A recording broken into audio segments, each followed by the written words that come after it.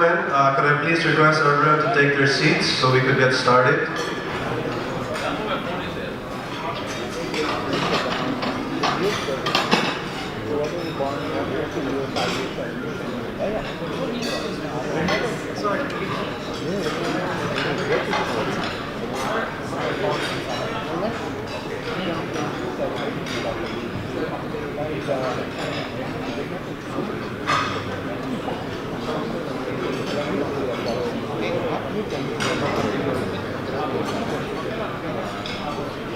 Before we start, I'd like to request everyone to please put their phones on silent.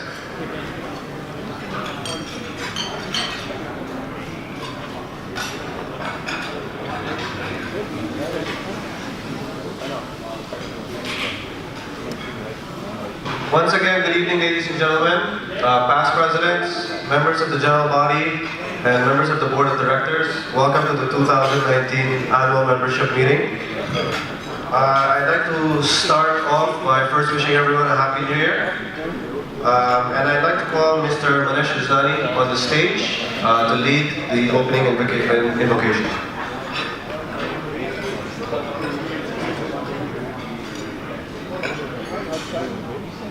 Could we please request everyone to stand for the opening invocation to be followed by the Philippine and Indian national anthem. Good evening. Dear Lord, we would like to offer thanks for your continued blessings upon our chamber and its esteemed members. We are gathered here this evening to make decisions for our chamber. May we use only our best skill and judgment, keeping ourselves impartial and neutral as we consider the merits or pitfalls of each matter that is placed before us, and always act in accordance with what is best for our community and our fellow members. Bless this meeting with your divine intelligence. Fill our conversations with your grace and truth, and thank you for helping us to accomplish our work and goals this day.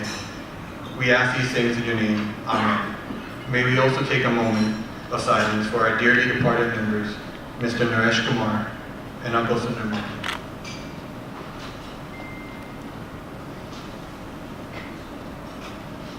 Thank you.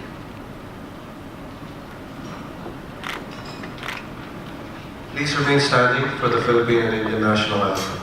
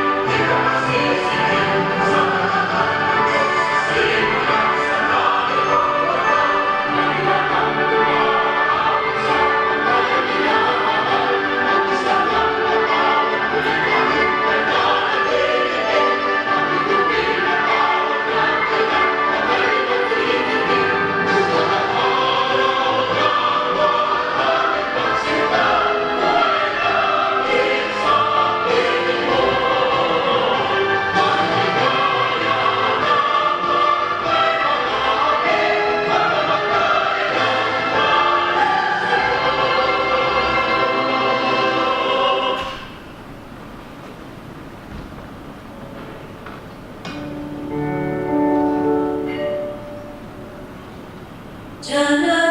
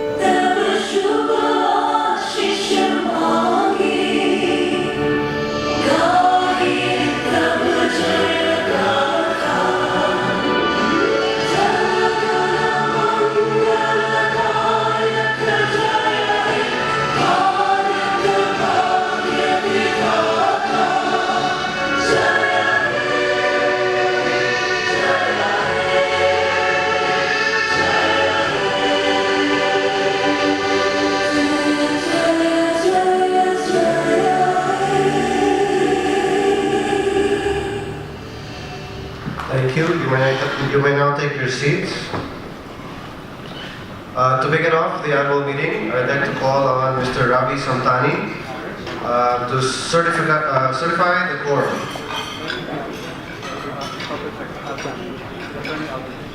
Apologies, our corporate secretary will be doing that. Attorney Albert Dichenko.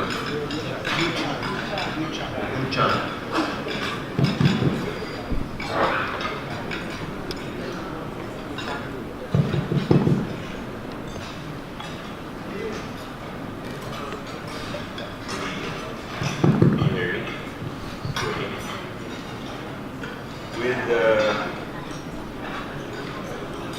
107 members present in person and 16 members attending by proxy, with a total of 123 in attendance, we have a quorum.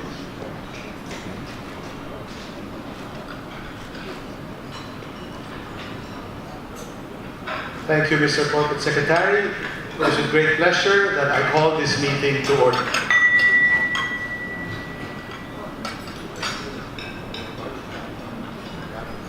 I'd like now to call Mr. Rex Arianani, the President, to give the welcome remarks.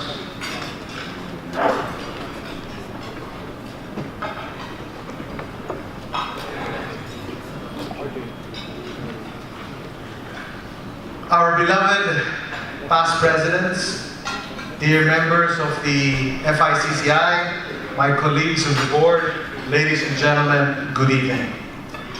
I would like to take this opportunity to thank each and every one of you for being here today at this most important meeting that will determine the mechanism of how our chamber will be led in the years to come.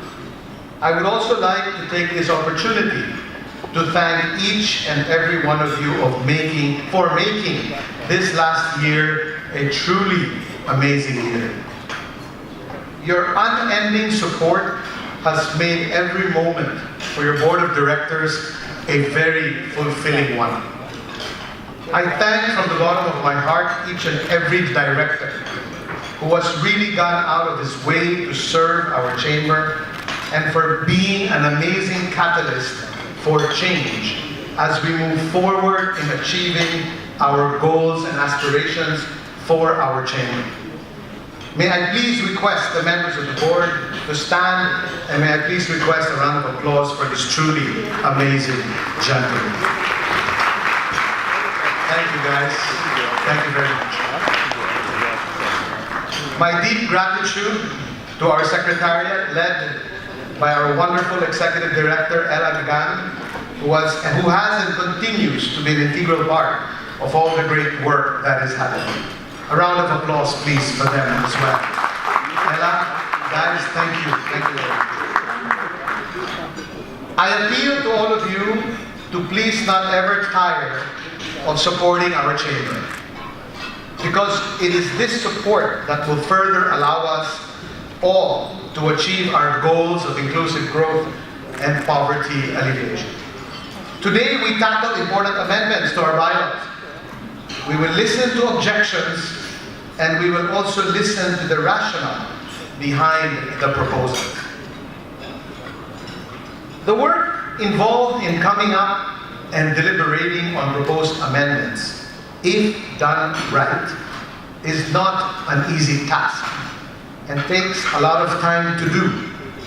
I commend and thank the members of the Bylaws Committee for working very hard on this, as well as the board who spent hours deliberating on these matters. Special thanks to our legal counsel, Attorney Albert and Attorney Lima, who helped us with the drafting of the proposed amendments.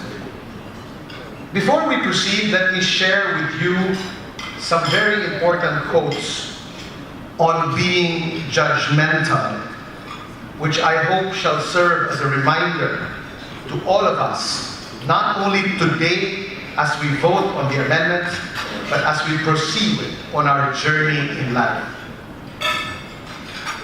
Ernest Yerba said, "One of the easiest things in life is to judge others.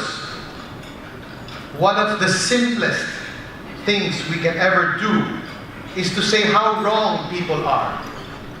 One of the most thoughtless things we can ever do is to show people their faults unconstructively.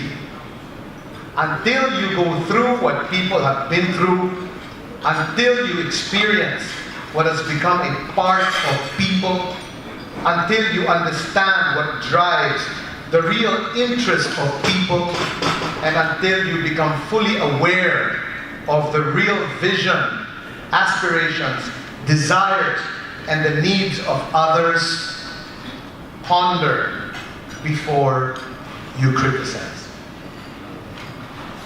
Earl Nightingale said, "When you judge others, you do not define them. You define yourself."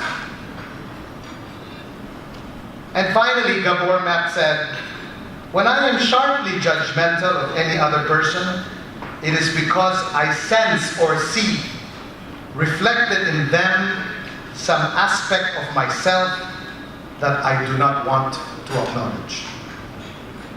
While I am saddened that less than a handful have chosen to prejudge the intentions of these amendments, I realize that leaders will never be able to please everybody. It would have been better, though, to agree to disagree rather than take uncalled for swipes at people who have the best interest of our members in mind. As I stand before you today as president of this chamber, I appeal to you to please set aside all the negativity that may have been generated by those who seek to judge and instead focus on what really matters, and that is the future of our chamber. As your duly elected officers, it is our sworn duty to ensure that our chamber is not only run well now, but more so to ensure that we plan for what we think is best for our chamber in the future. We do not claim to be all-knowing, but one thing we know: when the time comes that what we amend or approve today is no longer applicable, we will and must not judge any future board that proposes to change it, and we must never assume that their actions are sinister in nature. It is now time to leave the old school mindset behind and embrace change in such a way that it further propels us into becoming the best chamber in the Philippines.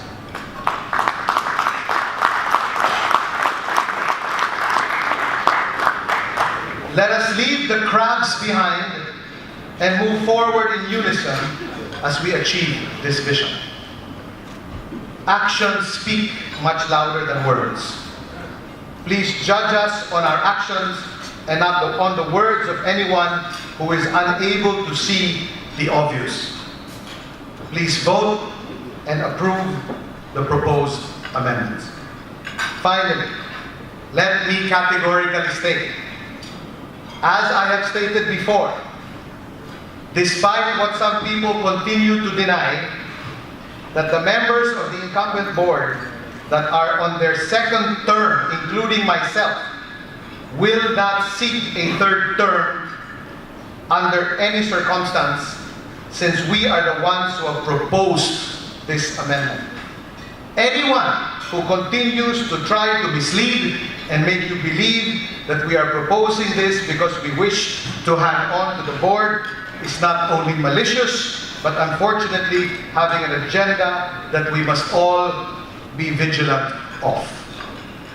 Thank you, and we will submit to the collective will and intelligence of the majority.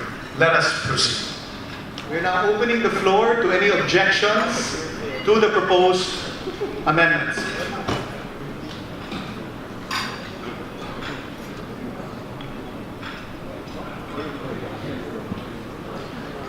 We will give you 3 minutes to raise your objections on the proposed amendments. Please, Mr. Megajan.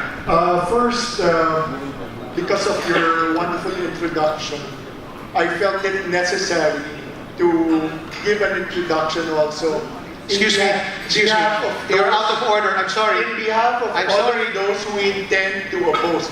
Now, please, again, no introduction, state your objection, please. Now, I just want to complain first about the procedure of this whole thing. You cannot moderate your own proposal. Under, let's say, you're very particular about the procedures. Sir, I'm sorry. You cannot. I'm sorry. You cannot moderate your own. State your legal basis, please. State your legal basis. Why are you? No, please state, no. that? Right now, we are entertaining objections to the amendments. If you have an objection, please state it. Anything else can be done later, please. Like what you mentioned a while ago, that you don't have the monopoly of best intentions, nor do you claim to be the smartest person in this group right now, right? So we want also, to those who will be opposing whatever amendments you have proposed, not to be branded as people who want this chamber, to this group to be derailed to being like what you claim to be the best chamber in the Philippines.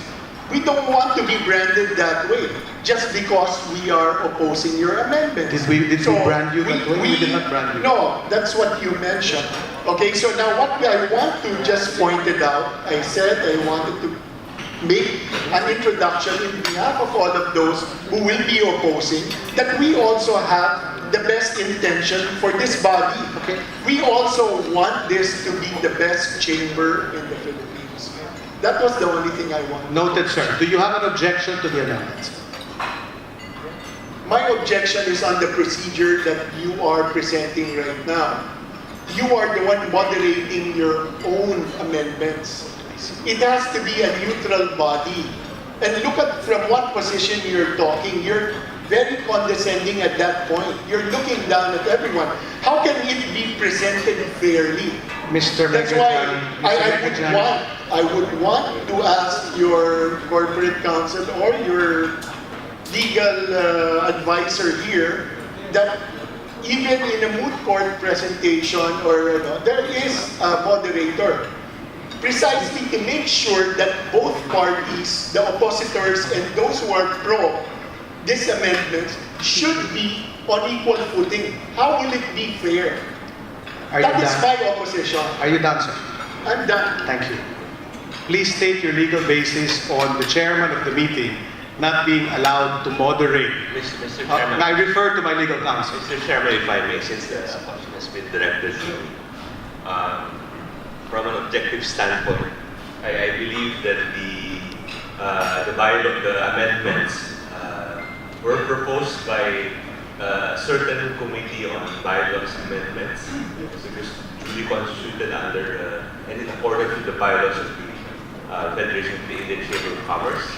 And that committee was duly constituted and presented the amendments to the Board of Directors. Perhaps it might be appropriate, Mr. Chairman, to identify the members of that committee at this point. I was the duly appointed chairman, and I'm sorry, I'm not very good with names, but I believe the other members are Ravi Santani, Haresh, Gurpuri, Manish Matani, and I believe Lal was an advisor. We sat through the amendments several times. You know, and while I am an attorney, I do not claim to have the ability to draft bylaws in a vacuum, because bylaws or any law for that matter would have to be drafted based on the circumstances of the chamber. That's why, with the guidance of the senior members of the chamber, such as Lal and Chatlani, we came up with a version that we thought served whatever the needs that seem to have made amendments to these bylaws imperative. Okay? But as a committee, the powers vested in this committee was only recommendatory. The recommendation was presented to the board, and the board duly approved the amendments. Now, the approval of the board does not mean that the bylaws amendments are duly approved, because based on the provisions of the bylaws, it takes both the board and the members to approve the amendments. Now that we're here, these amendments are being presented to the membership. Okay? Now, unfortunately, Mr. Darenani being the chairman, it is his duty and responsibility to preside over this meeting. And I believe that's what he is doing right now. Then you should not present. If I may finish, if there is any misgiving about his tone, about his language, I believe that it is a prerogative. Members who are opposed to it can register an objection. The objection typically or ideally have to have basis either under the bylaws, under the laws of the land, corporation code, or parliamentary rules. And then obviously the objections will be duly noted, will be acted upon as appropriate under the circumstances. I hope that answers the question. That clearly answers the question. So what will happen now? All the amendments should not be presented by the President since he will be sitting as the moderator. So we are expecting to have deliberations with your bylaws committee. It should be the bylaws committee that should be having discussions with the oppositors because the moderator should be neutral. Now, we are talking about parliamentary procedures because there has to be a moderator. The moderator cannot present the stand of that is how it is. In any discussion or any debate, there is a moderator that will regulate the discussion. That is the role of the chairman. No, that can be the rule of the chairman, then it becomes unfair and one-sided. Diba? That's the chairman. He will be Okay, then let it be noted that I am objecting to this procedure of the chairman defending the stand or the recommendation of your said bylaws committee because it should be presented. The discussion should be neutral. And both sides should be presented well, not by the moderator. With all due respect, I believe at this point that there has not been an effort to present. There's just been an introduction of the procedure. He is asking for opposition to amendment. That is not presenting this is a call for objections. Then why don't you present your amendments first? Let a representative of your bylaws committee present it, then the oppositors can stand. That should be the proper procedure. Under the bylaws. Yes. Okay? And this bylaws is a customized set of bylaws, meaning that these provisions were drafted it obviously preceded my time. That the copies of the amendments will be circulated beforehand. Yes. It is not provided under the corporation code. That's not required under the corporation code. And the reason for that is to allow the members to deliberate beforehand. If the members will not be reading or doing their homework, reviewing the bylaws beforehand, it defeats the purpose of wasting resources, using the trees being cut just to give the opportunity. No problem about that, sir. That's why we are asking that before you ask for an opposition, perhaps you should introduce your bylaws committee and let them read out each provision that they want, their proposed amendments. That's all. We have noted. We have noted. Thank you very much. Okay, thank you. So, as mentioned earlier, we will proceed to receiving objections to the proposed amendments. After we hear all the objections, we will present the proposed amendments so we can tackle all objections. This way, the proceedings are not delayed unnecessarily. This is a decision of procedure that has already been decided on, and that is what we're going to follow. Yes, Mr. Russell.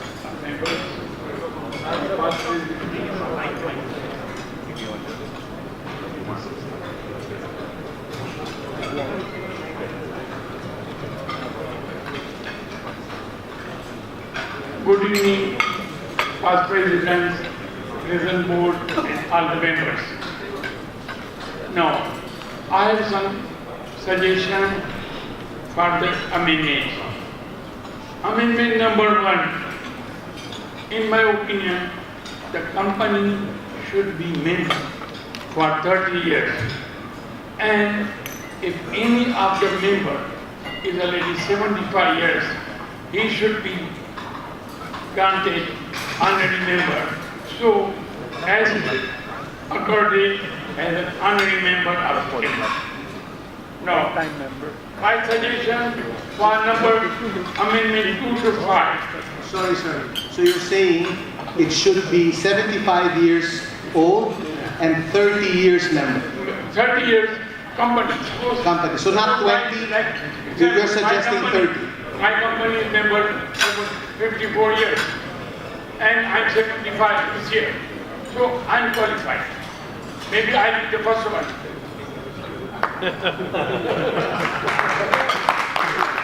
Can just be summarize this article 2 and 5 of your amendment.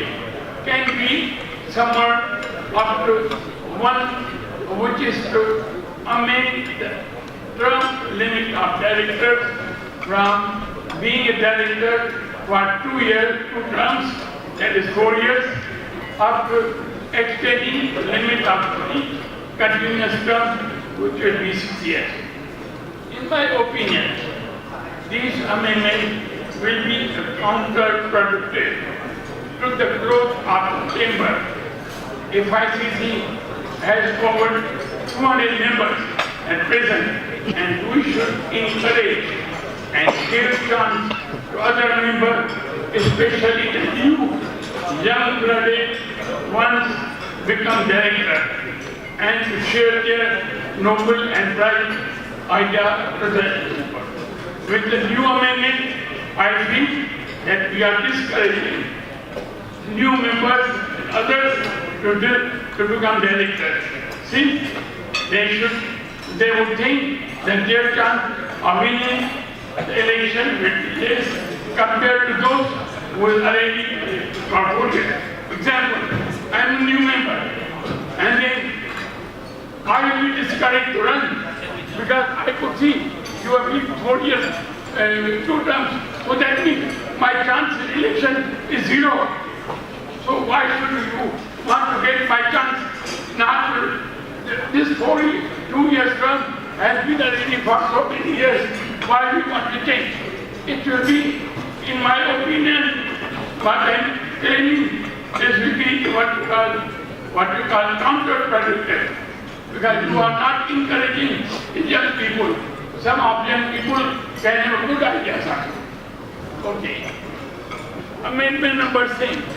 So, I highly suggested to all my co-members not to approve this amendment, which will be negative, counter-effective in the growth of our chamber. Number 6 amendment. Which one? Number 6. Is the one about the membership meeting? In a membership meeting.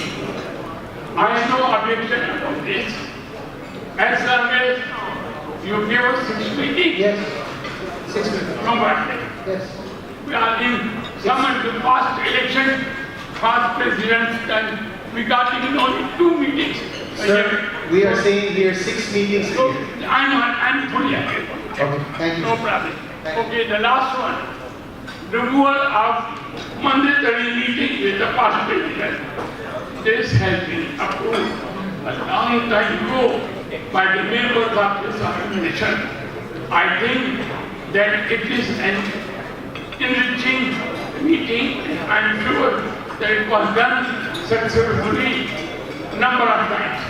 I feel that this meeting provides the membership entitled to be elected in helping to give them strategic direction for the growth of the chamber. In my opinion, they should not be removed. This has to be removed. Thank you for everything. Thank you, sir. I give you my statement. Thank you, sir. For the purposes and for the benefit, it seems that that some of the members may have misunderstood certain provisions of the proposed amendments. And as such, we will first go ahead and present. Yes, you are. Your agenda states we're supposed to do minutes time meeting first. We have a revised agenda. Please check one everything. Thank you. We have a revised agenda on your This is the table. one you had sent. Mr. Vivian, please check. There's nothing that prevents us from changing the agenda. It's on your It's table. not received copy. It's on your table.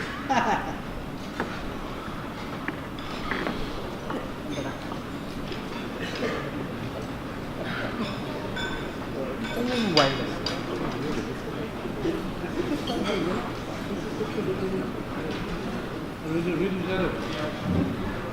test.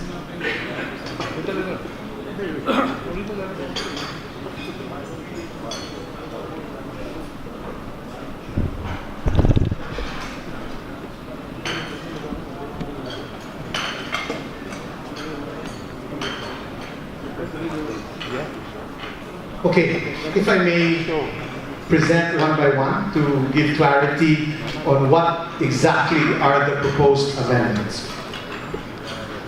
On honorary membership.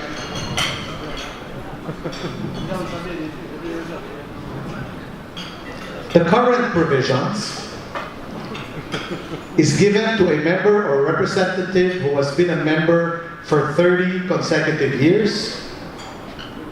Even someone at 50 years old of age can become an honorary member. So if I was not president and I became a member at 20, the minute I reach 50 years old, I can become an honorary membership. An honorary member. Validating records for the last 30 years is always a challenge.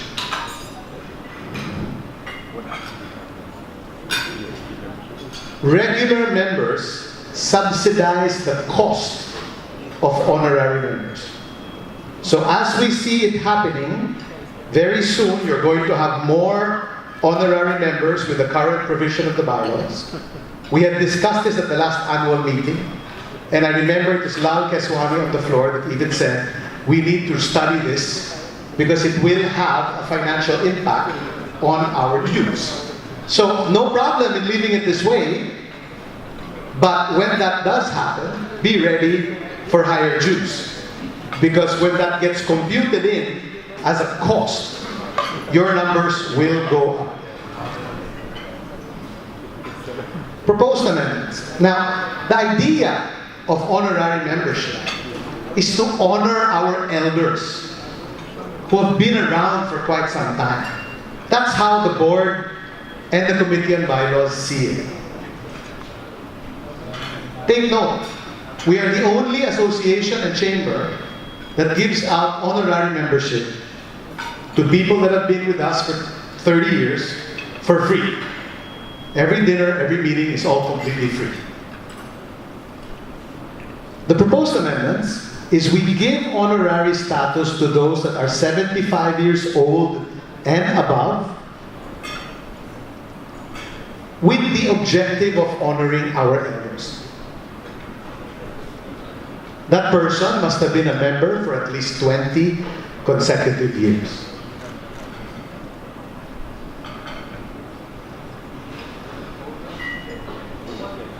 The most contentious term of office. Okay.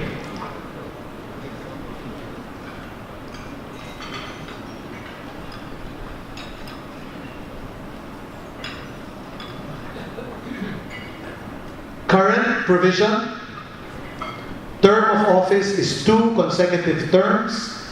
The person can rest for 1 term and can run again after resting for 1 term. If after the closure, and this is the most critical, and I request everybody to just pay a little more attention to this part. If after the closure of the second call for nominations, the required 14 candidates is not achieved, then nominations are opened on the floor. The main reason for this amendment, the number 1 reason, is actually to remove this very, very dangerous provision of opening nominations on the floor. We'll explain. Opening nominations on the floor makes it completely random and free for all. We have experienced this in past elections many times. We have experienced past presidents running, and one night before elections, we are calling people, begging them to run. Last minute nominations are given on the floor, and people just run. And what you get in the process, unfortunately, is a random board, right? Where people who are forced to run. Do you actually want your board of directors to be serving you if they are actually forced to run? Is that really what we want moving forward? This is a question that we need to ask. This is not about board of directors serving 3 terms. People are making us believe that. That's not the issue. The real issue here is the randomness of opening nominations on the floor. One past president spoke to me recently and said, you know, Rex, people are afraid to lose. So it's better to have it open on the floor so those afraid to lose are guaranteed to win. Do we want to be led by people who are afraid to lose? Is the question I ask you. Is this the kind of leaders that we actually want leading us? Or do we want leaders that have the substance and have the courage to subject themselves to an election and to the ballot? I say, ladies and gentlemen, I would prefer a director on the board that has the courage to submit himself to the general membership. One other thing, when you open nominations on the floor, and when people come in at the last minute, we as a general membership, no longer have time to think whether these people are good or not. There is no vetting process. You cannot campaign for or against any candidate. The next thing you know, they're in, and that person may even become your next president. So there is a danger. As we move forward, we humbly request that you consider, more than anything else in this amendment, is to shut this loophole of opening nominations on the floor. As I said, it does not give members the chance to evaluate qualifications of the candidate, nor does it allow members to campaign for or against any candidate, which defeats the entire purpose of an election. This has been used in the past by candidates who do not want to lose an election. As I asked earlier, in the first place, do we want such candidates who are not confident enough to subject themselves to the will of the members through the ballot? This makes boards less cohesive and relations more prone to conflict. History has proven this.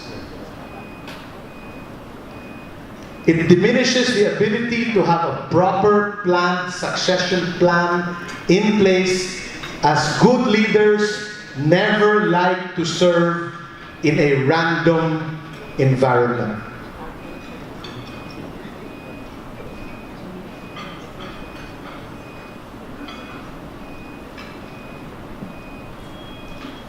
Proposed amendments. Term of office, 2 consecutive years. It is still 2 consecutive years. Terms. This time, we remove completely the opening of nominations on the floor, and after the closure of the second call for nominations, the required 14 candidates are not achieved. That is the only time when you do not have the candidates, that members of the incumbent board are given 1 week to run for a third and final term based on a suggestion that we received, and where the president, who has served 2 consecutive terms as president, may no longer seek a third term. So it is not true that this provision is not giving a chance to other people. It's not true. In fact, by the second call of nominations, which is over a period of, it's 1 month, members have 1 month to field their candidates. So how is it that we're saying that we are not giving the membership a chance for new leaders? In fact, we are encouraging it.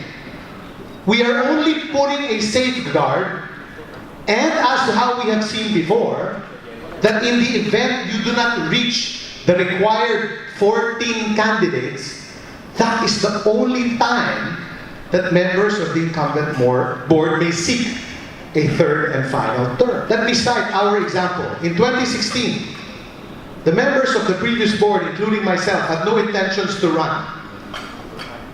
A few days before elections, after the close of the second call for nomination, you only had 2 candidates, Arjun Shroff and Minu Jamaji. Only 2 candidates, a few days before elections. They were planning to open nominations on the floor for 12 candidates. And that means majority of the board would have been random people forced to run at the last minute, and a situation where the members were not given a chance to even evaluate the credentials and the quality of the people that were being made to run. Is this the chamber? Is this the type of leadership that we would want moving forward? This is not about staying in power. This is about what we want as a future for the chamber.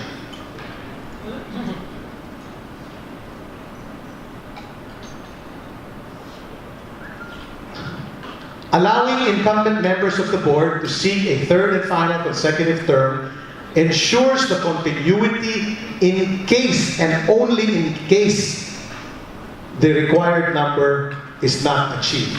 This is much better than our current provision, which is A, if there are only 6 candidates, they get acclaimed and they appoint members to fill the remaining 5 seats.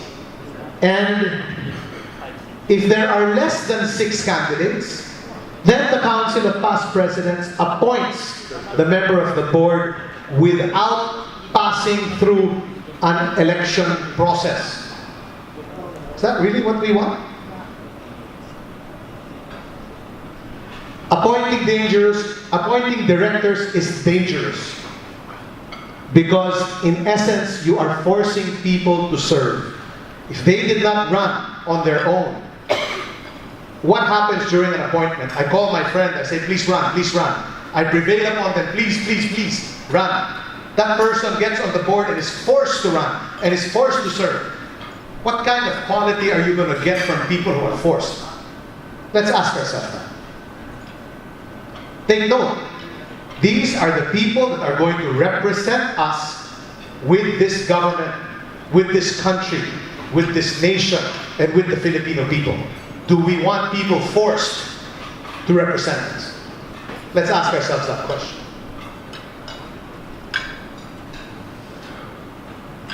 Remember, this proposal still requires all candidates, including incumbent directors, to subject themselves to the ballot.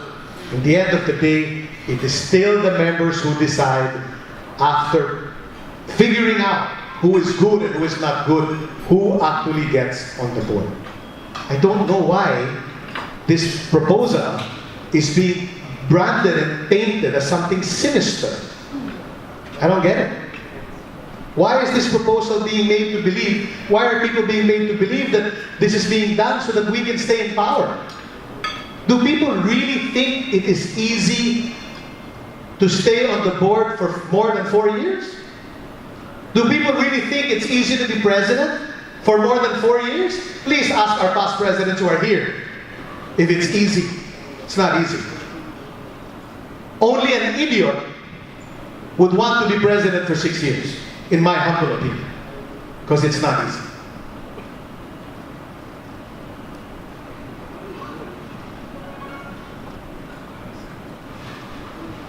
Number of meetings. This is hilarious. Okay. The current current bylaws,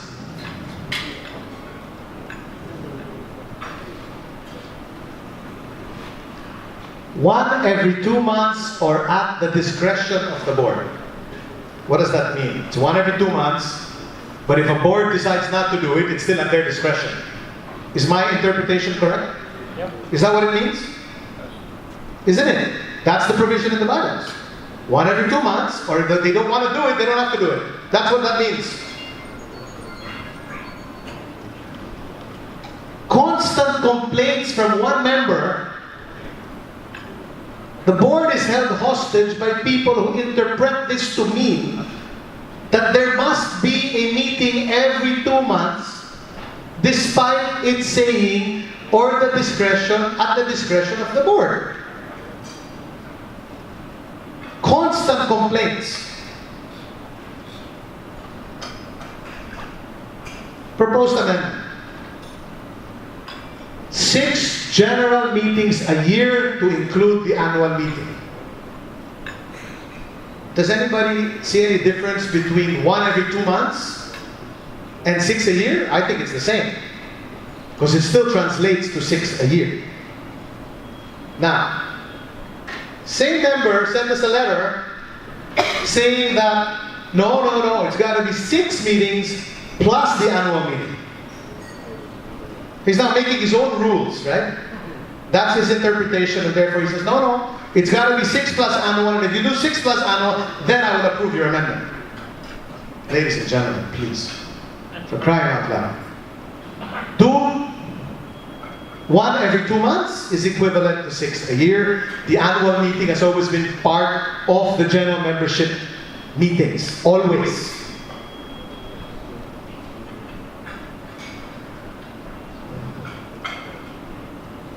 Okay, if members really want this, then this is subject to additional dues of 2,000 pesos. If that's what you like, we defer. Let's increase the dues by 2,000 and then let's go 6 plus annual meeting, no objection. If you want to make this person happy, go ahead, I don't care. But the reality of it is, we're good the way we are. We are within budget, we are exactly within budget, which you will see later on in the Treasurer's report. We are the only chamber that provides free dinners, and most important, with single malt scotch. Only. Other chambers charge 30,000 dues and expect our members to pay at the door. So why are we even arguing about this?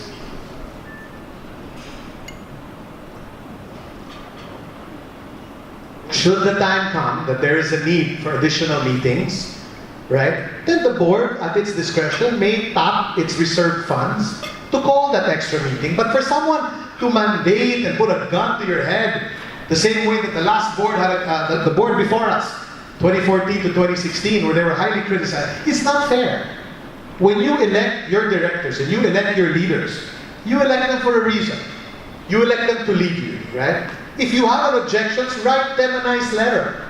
Call them up, speak to them. Don't stab them behind their backs and speak behind them. That's not what a chamber is about. We are not a chai-wala club, are we? We're a chamber of commerce.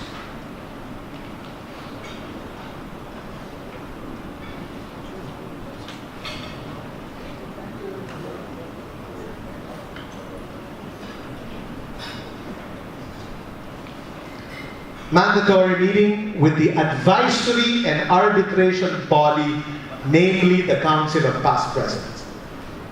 The people who are objecting to this amendment is trying to make the past presidents think that we are disrespecting them. That's what they're trying to do. Now, what is the Council of Past Presidents? A Council of Past Presidents is defined as per the bylaws as the advisory and arbitration body. That is their role, to advise and arbitrate.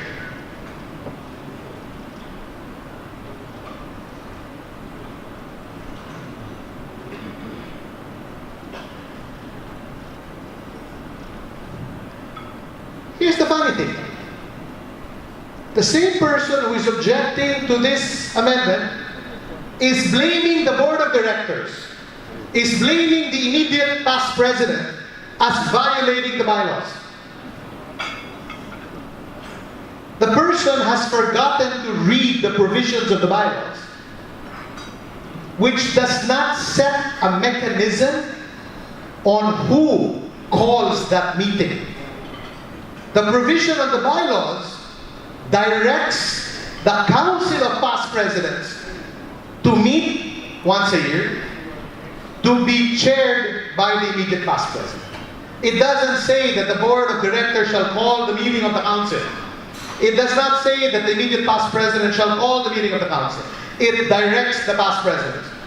And therefore, that person, instead of pointing fingers at our immediate past president, Ramesh Genoma, and at me as president for violating the bylaws, is actually pointing fingers at all our past presidents for violating the bylaws for not calling a meeting. That is the reality. It fails to provide a mechanism on who shall convene and call the meeting. It does not direct the board nor the immediate past president to call the meeting. In effect, it mandates the past president, who are an advisory and arbitration body, to give advice when the same is not solicited, and to arbitrate when there is nothing to arbitrate. If the role of the Council of Past Presidents is advisory and an arbitration body, if there is nothing to arbitrate, and there is no real advice, the board does not find itself in a situation where it requires or needs advice, this provision is forcing them to advise and forcing them to arbitrate and force themselves upon the board, right, when it is not required. What it really is, in effect, is a hi, hello, let's have dinner type of meeting.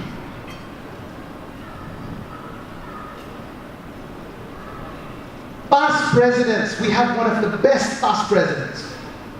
They do not need a meeting to give advice. When they see that there is a need to discuss with the board, they lift the phone and they call the president. It's already happening. It's already in place.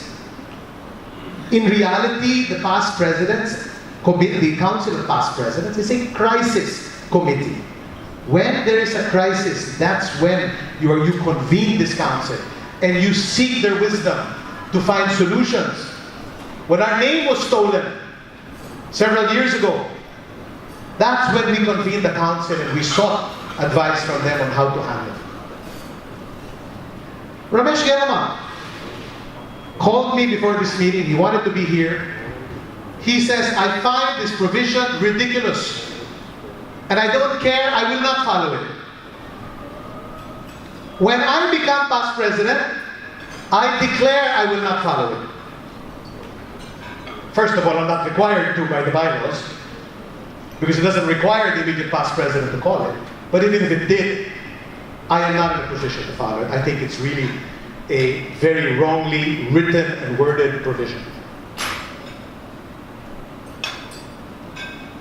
Now let me ask you guys. Jivan, stand up.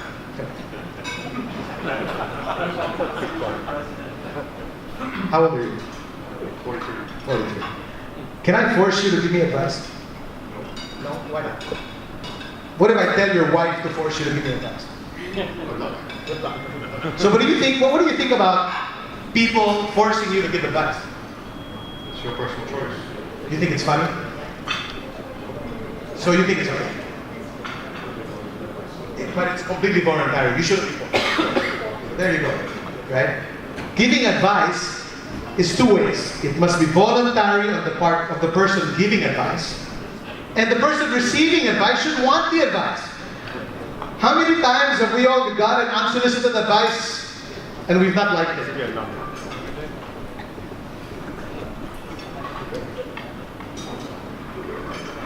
If we are given unsolicited advice because the bylaws mandate it, and we, for some reason or the other, do not wish to take that advice, then what? What happens then? You mandate the meeting, you sit in a meeting, you're given advice, and if the board doesn't follow it, then what happens? You create conflict. Is that something that we want? The worst part is you run the risk of creating conflict with your very own mentors and elders. Totally unnecessary and dangerous. Finally, if no one follows this, and history has shown that it will not be followed, it opens it up and gives people with an agenda to claim bylaws violation. Proposed provision. The board shall convene the Council of Past Presidents as needed and jointly meet with them. Said meeting shall be presided by the immediate past president. That is the proposal. The council can also request the board to call a meeting at any time they wish, or they can even convene a meeting on their own if they wish. Nobody is stopping the Council of Past Presidents from meeting. I hope this has enlightened some people on what the objectives really are. If we may please proceed. Once again, entertaining objections to the proposed amendment.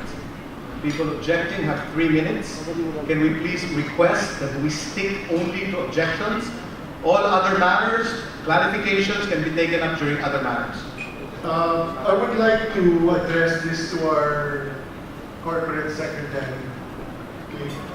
First and foremost, this 3-minute rule that our moderator has been mentioning, is that 3 minutes per proposed amendment? Because in that particular discussion, the presentation, that's the reason why I was asking for a fair presentation on both sides. Those who are for and those who are opposing it should be given, like with the length of time Mr. Rakesh has had the time in presenting his entire presentation, whatever it was. So that was the reason why I wanted that. Secondly, he did mention about certain private letters that were given by individuals, written to the board or written to him personally. Although he did not make mention of the name,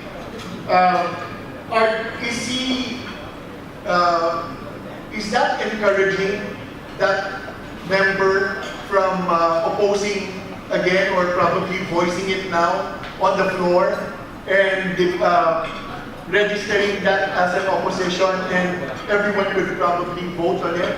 Because what he did at this particular presentation of his was presented that without the authority of the person who wrote the letter and gave his defense immediately.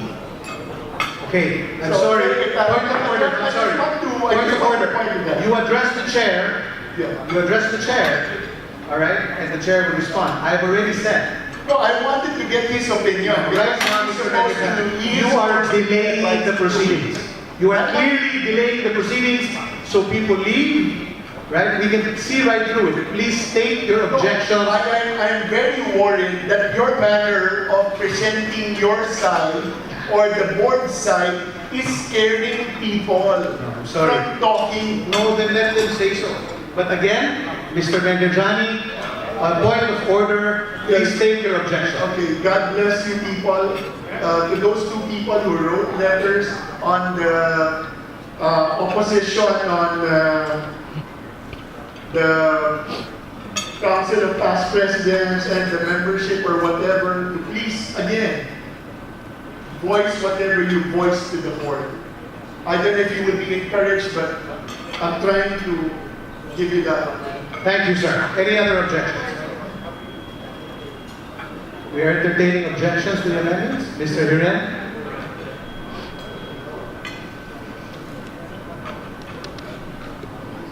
Chairman, may be recognized. Yes, you are recognized. Mr. Chairman, sorry. Just 1 second, Mr. Hiren. Yes, sir. Mr. May I just say Manish. something? May I be recognized? Yes, Mr. Manish, you are recognized. Mr. Hiren, 1 moment, please. Yes, that's fine. On the matter of the supposed letter that has been circulated to past presidents and some members that Mr. Mengarjani just brought up, it has come to my attention that there is a letter, or an email actually, that has originated by Mr. Hiren. And this particular letter has some language and some, he has communicated some thoughts there with regards to the board, its lack of transparency. So perhaps, Mr. Hiren, you'd like to read excerpts from this email to the general membership in the interest of transparency? I'll be asking questions there as well. Mr. Hiren, 1 second. Yeah. He's asked you, Yes. he's requesting you to please, in the interest of transparency, Mhm. to the entire general membership, Yeah. to read your letter that you sent to past presidents, to everybody. It's a very long letter. No, that's fine. There's just an excerpt. Perhaps I can just identify an excerpt. By all means, sir, you have a copy. I've sent it to the board as well. No, you haven't sent this to the board. I'm not You sure sent what you're this referring to. to past presidents Okay. and another member. In fact, I don't know how many past presidents you sent it to. Yes. You did not send this to the board, Okay. and you sent it to a few people, and we were given a copy of the same. Okay. And I think, in fairness, I'm sure the general membership would like to hear exactly how you have addressed the members of the board behind our back to other people. So would you, no, I think the best is you are the author. May I request you, please, we will give you a copy, we will point out the excerpt, and can you read it to the general membership? Sir, these are personal emails sent to specific individuals. They're private and confidential. There's no point for me to read these in an open session. Well, I was We're here to suggesting discuss. perhaps that you would like to share your sentiments with the general body. I mean, it was Mr. Mengarjani who just brought this up. That's what I'm about to do. Yeah, I'm referring to that particular letter, which you're calling private, but it has come to the attention of the board. Right, I'm not Certain language there is objectionable. I've sent only one email to the board, and that's what I'm No, doing about. we're not talking about the email to the board. Right, then. We're talking about an email that you sent to past presidents Okay, that was forwarded to the board by a past president. okay. What we're saying is, in the interest of transparency, please, would you be so kind? We will point out to you just one paragraph. And if you could be so kind to read it. If you do not wish to read it, then do you object to our reading it to the general membership? I approve nor deny. Now, do you have any objections to our reading? It's not my prerogative to say. So, Okay, in that case, Mr. Chairman, with your approval, I will read yes, please. an excerpt from Mr. Hiren. So, they made the third and succeeding term process so complicated, but it can be easily manipulated. I feel this is truly a convoluted and dastardly method of adding unlimited term limits similar to what our recent Congress had passed, of removing term limits from our Constitution. At least Congress was upfront about it. This is shrouded in legalese.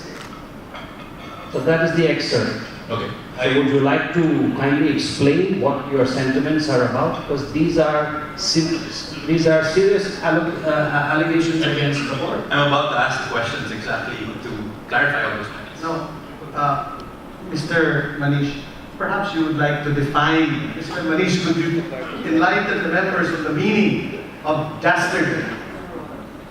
With your permission, Mr. Chairman. Dastardly, an adjective. Wicked and cruel.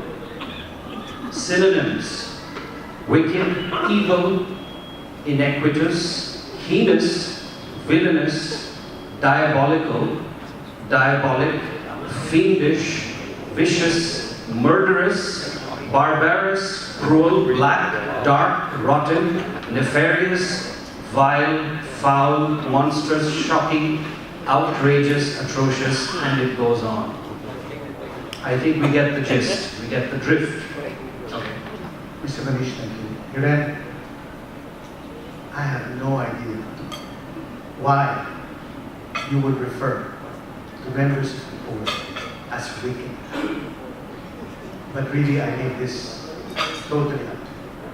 Please proceed with your objection. Thank you, sir. Okay, so I've sent an email to the board asking a number of questions on all four amendments. Oh, no, sorry, not 3 amendments. Sir, may I request if we can put up the current and proposed amendment so it's for everyone's easy to follow as well. Can we have the matrix, please?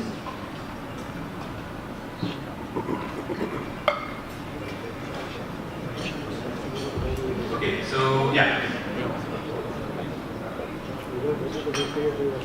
Yeah, I have no issues with amendment number 1. We can skip to the next one. 2 to 5. So sir, on 2 to 5, we first received option 1. Option 1 indicates a third and succeeding term. I've indicated here as well that I feel this is a very risky set of provisions, as it allows for an unlimited or no-term limit scenario, given the wordings third and succeeding. Can you share some more about why the word succeeding was added, third and succeeding? Okay, when this was first presented, the members of the Bylaws Committee clearly saw that when you remove nominations on the floor, you would always need to find a mechanism that in the event that you had you did not achieve the required 14 candidates at the close of nominations. They wanted to set a mechanism in place that in the event that happened, there would still be a way to get candidates to run. That was the only objective. After we released the proposed amendments on December 14, we did receive comments. In fact, we met with a few past presidents, right? And that is where the proposal for option 2 came up. We reviewed option 2, we found it to be reasonable as well, and option 2 now is available to the general membership should they choose to opt for option 2. So, Mr. Chairman, you still haven't answered the question. What does the or succeeding term mean in option 1? Or are we disregarding option 1 completely? It's completely up to the general membership to disregard option 1. But if I may interject. Yes. When we were drafting this, being a new member in this federation, being a new member, I actually shared the reaction of the gentleman a while ago. Okay. As a country, we have a history of being averse to lack of term limits. We all know our history. Yes, sir. So I also had the same reaction until I was briefed by Lal and others of the situation. Whether it's true or not, I leave it to the collective memory of this body. But I was told that the fact of opening nominations on the floor without proper vetting by the members is dangerous and has been previously abused. That's why we wanted to contemplate that situation and fill the void with the language of having third. It does not mean that the candidate will automatically be serving third, fourth, fifth terms, because after all, elections are mandatory. A person who gets re-elected, despite being or exceeding the term limit, whether it's the third or the fourth or the fifth term, will have to have the term ended until the next election of the chamber. So the idea here is to broaden the choice for nomination only at that time when there's the 14 nominee requirement is not filled. Yes, but in the event that does happen, it can lead to unlimited succeeding, right? Is that what option 1 is? It only opens up the possibility Yes. that a person who has served a fourth a third term, Yeah. would be allowed to run again. A fourth term. No. No, that's what I mean to clarify. What does succeeding mean? It succeeding means rather than say 7th, 3rd, 4th, 5th, 6th, 7th. Yeah. We're just calling it succeeding. Yeah. But actually, under this provision, Yeah. you can only serve. There's a two-term limited. So there will not be a situation that you will have a person who served 10 terms and will run again.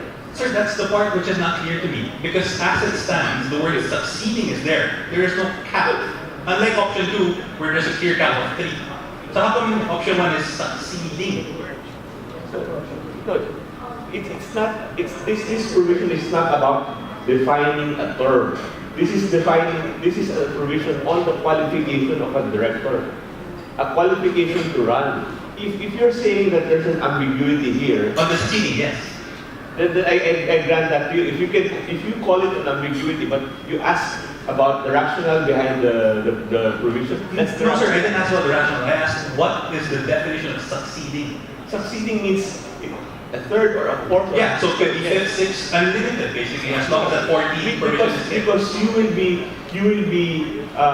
just be given the qualification to run despite having served. I mean, technically speaking, if every year there will be a repeat of this situation, Yes. where Exactly, sir. Yes. If the repeat of the situation of less than 14 happens, the Yes. succeeding is allowed 4th, 5th, Yes, 6th, 7th, yes. 3rd. Basically, unlimited thirds. Yes, but only if Only if, the yes. 14, yes. Yes, that's right. And we thought that that's a way to fill or to prevent that. Sir, I personally, Because the succeeding term is Because unlimited. I was told that there has been a situation in the past where there will not be a nominee at all. Yes, sir. And it's If I may add something, as a member of the bylaws committee, Yeah. option 1, we initially presented this to the board, Yes. but after consultation with some past presidents, we came up with option 2, which we currently feel is a better option, which we would like to replace, Yeah. to take the place of option 1. See, option 1 was already circularized earlier, so we have to Yeah. keep it there, Yes. right? But personally, and I think I speak on behalf of the rest of the bylaws committee, we would like to endorse option number 2. Okay. So, if I may, and with the permission of the other members of the bylaws committee, would like to suggest that we scrap option 1 and just focus on option 2. Okay. Okay?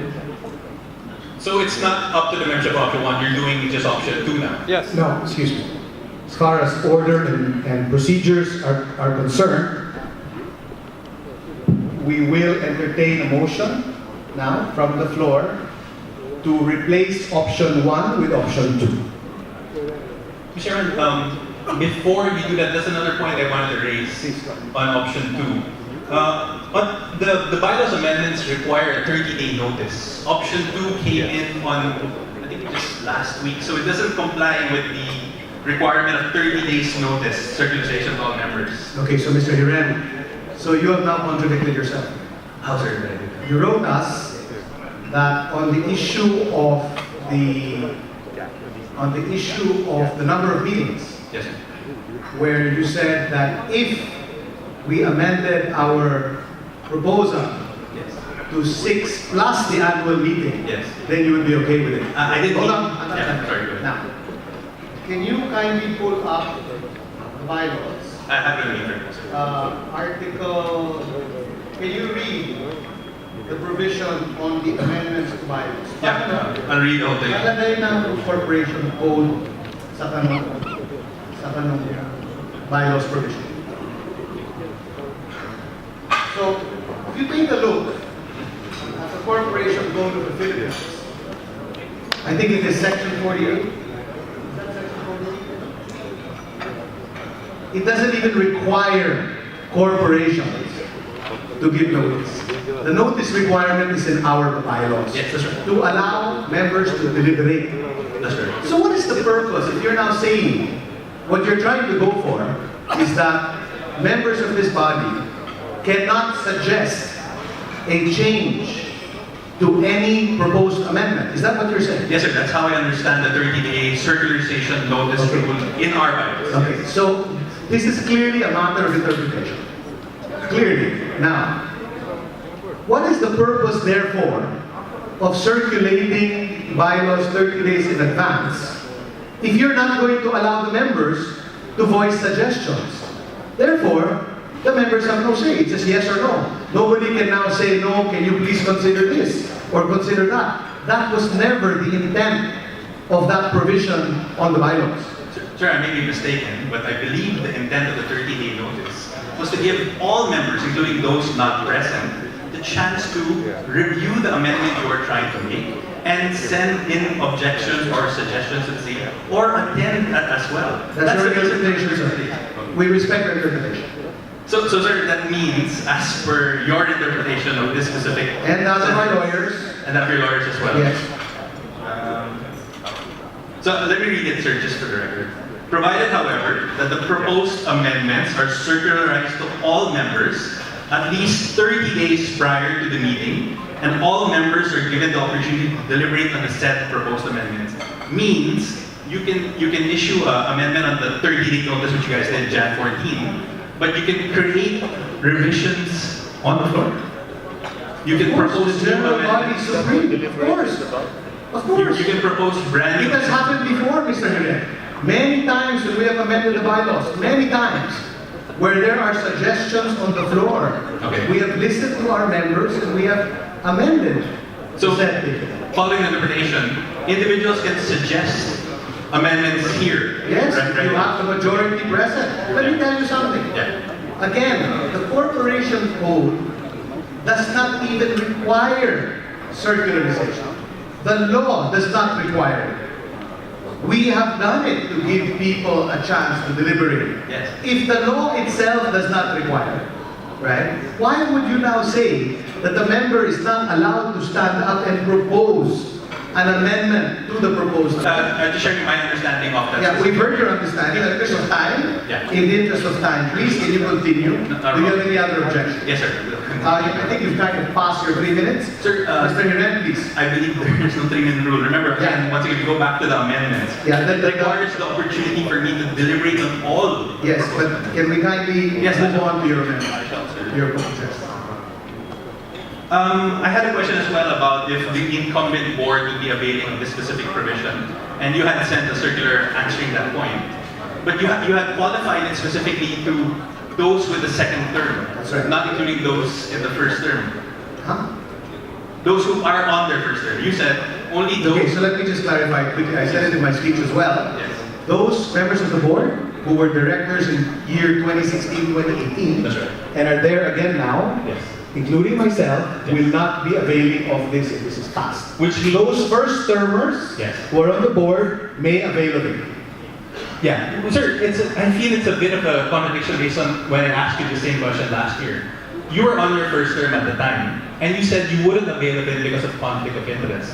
So why is it now those on their first term can avail of it? Because this amendment, this proposed amendment, is not their proposal.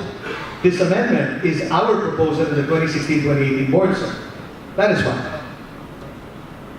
It's not their proposal. They were not members of the board at that time. This is a proposal that has been pending for 1 year, sir. Yeah, the 2016-2018 board is not allowed to propose amendments at this point. It should be the current board who proposes Yes, yes, but what we're trying to say is that they are not saying that they will not avail of it.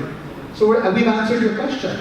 It is only the 2016-2018 directors who are incumbent now that will not avail of it. Question answered. Next, please. No, it's not part of the question answered. I feel a difference in the answer from last year. Sir, that's your interpretation. Please proceed. Okay. Another point was the rationale you indicated. You said that, I first, you've indicated here, let me read that just for the record. This was to provide for a more sustainable leadership transition and succession planning, where newly elected directors will have enough time to be mentored by senior directors. But in the discussion you had in the presentation, you were focusing primarily on that randomness of the elections. So I personally feel that 2 years should be enough for an individual to be able to pick up from the previous board, and it's not necessary. Noted, sir. Noted. Okay. A suggestion on my part, senior directors also don't have to be on the board to be able to mentor newly elected officers. Why did you consider opening up an advisory board, an advisory committee of senior directors to mentor the new directors? Why was that not brought forward? Perhaps we're not as intelligent as you, sir. Okay, sir, in light of that point, you said I'm allowed to propose amendments. So if this is a proposal I have, how does that work? No, if you wish to propose something, please feel free. I just did, sir. You did. You asked the question, why did we not consider it? You did propose it. I apologize for that. I would like to propose that instead of... Please put it in motion, sir.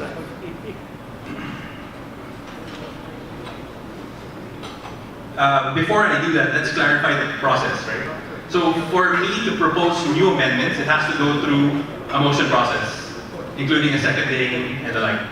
Okay, I'll hold off on that if that is the process required. And that will be subject to the board of directors. Yeah. So in essence, if I do it, a member can motion, followed second. If there be no objections, it then comes to the board to is that right? What's the process basically? The point, as the Rex, the chairman explained a while ago, that the practice in this chamber has been to entertain suggestions, but I believe the suggestions would still be limited to subject matters that are already covered by those items in the agenda and circular rights. Okay, sir. So you're saying we can't propose any amendment. It has to be only among the four?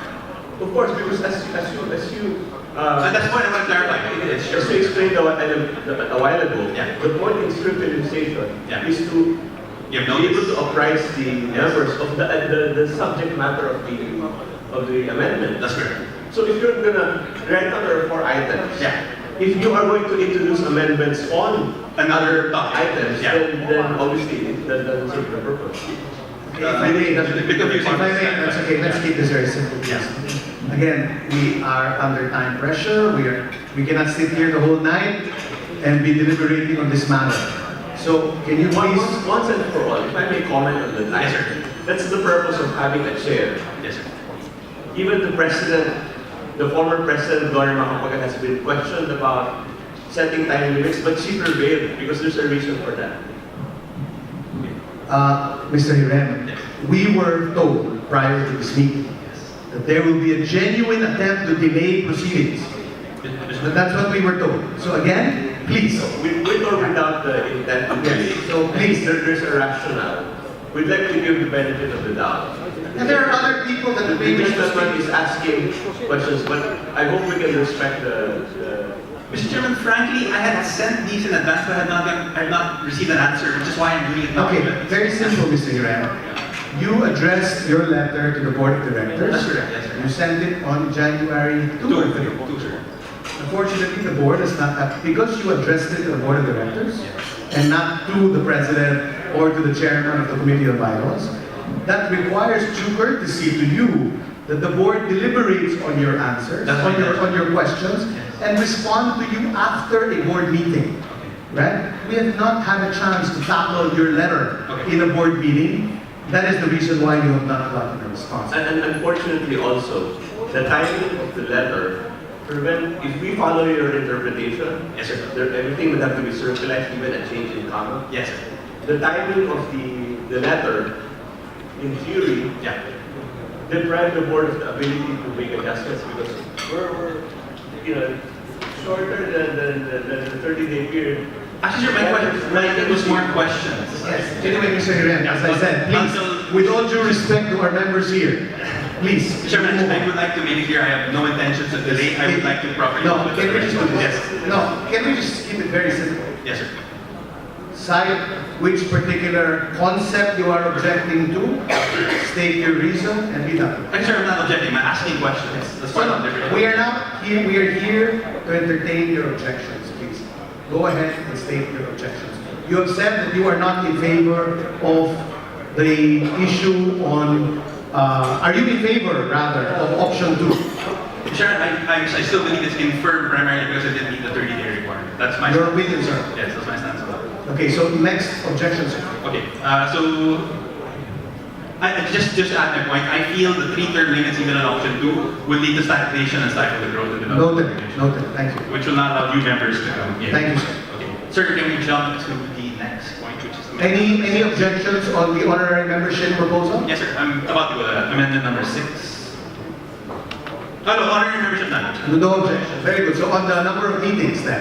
Yeah, amendment number 6 is yes, the GM.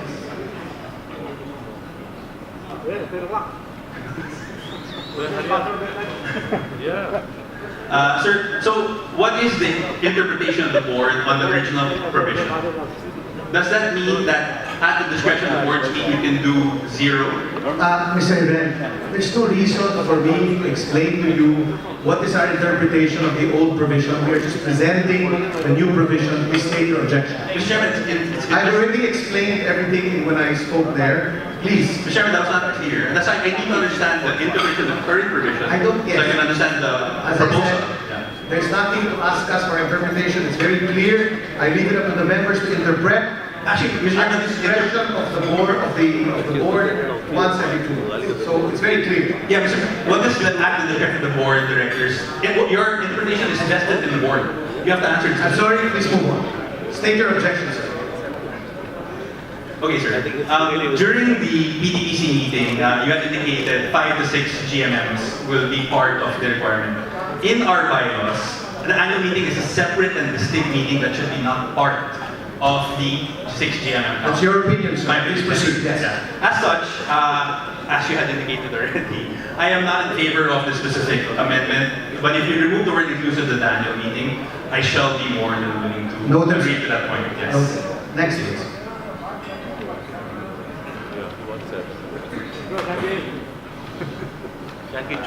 Sir, the next one. On the meetings with the Yeah. mandatory meetings with the Council of Past Presidents. Yes, sir. So, sir, the current provision states the Council of Past Presidents shall meet once year jointly with the board, with the immediate past president presiding. So, based on what you were saying a while ago, it seems there seems to be a confusion of you mentioned that it doesn't say who's supposed to call the meeting. From my vantage point, it's quite clear. It's a joint meeting between the board and the Council of Past Presidents where they jointly put it together and have that meeting. Again, sir, our interpretation is that there is no mechanism, nor does it say who shall call the meeting. It says, in fact, it directs the council Yeah. to meet jointly with the board, but it does not say who shall call the meeting. And therefore, when you claim violation of bylaws, Yes. you're pointing fingers at our esteemed past presidents. Actually, honestly, sir, from my understanding, it's jointly. So it's both the board and the immediate past So president. who calls it? Who calls it? The board and the immediate past president is very clear. No, that's not what it means. Anyway, subject to interpretation, next sir. So what Are is you it objecting to you're, this? yes, sir, I'm objecting to All right, this. state your objection, please. Apart from the issue of what I just said, you've also put in a new title, which is the honorary chairman. But there is no... That is not, Mr. Hiren, I'm sorry, this is not part of this particular amendment. Stick to this amendment, please. I am. The honorary chairman title was part of the amendments last year. That was already passed. Please review the records. Yeah, sir, there is no such thing as an honorary chairman, even in what you had proposed last year. It Please was check. honorary past president. Furthermore, Sir, excuse me, kindly check your records. I am holding it, sir. Can we kindly show the bylaws to show the honorary chairman? Excuse me, 1 second. I haven't recognized you yet. Excuse me, please wait to get recognized. 1 I'm just second. telling you. Yeah, 1 second. Thank you, ma'am. With all due respect. Thank you. Go ahead. Yeah, it said... Well, actually, sir, I have another issue with that whole thing, which is why I think... Okay, so let me explain. Yeah, please. The issue on the honorary chairman has already been passed last year. And that is why, in the wording, it refers to the immediate past president as the honorary chairman. These records have already been sent. It's already with the members last year, and it's there. Now, the issue now that we are tackling, that we are opening objections for, is this particular, that the board of directors shall call a meeting as needed.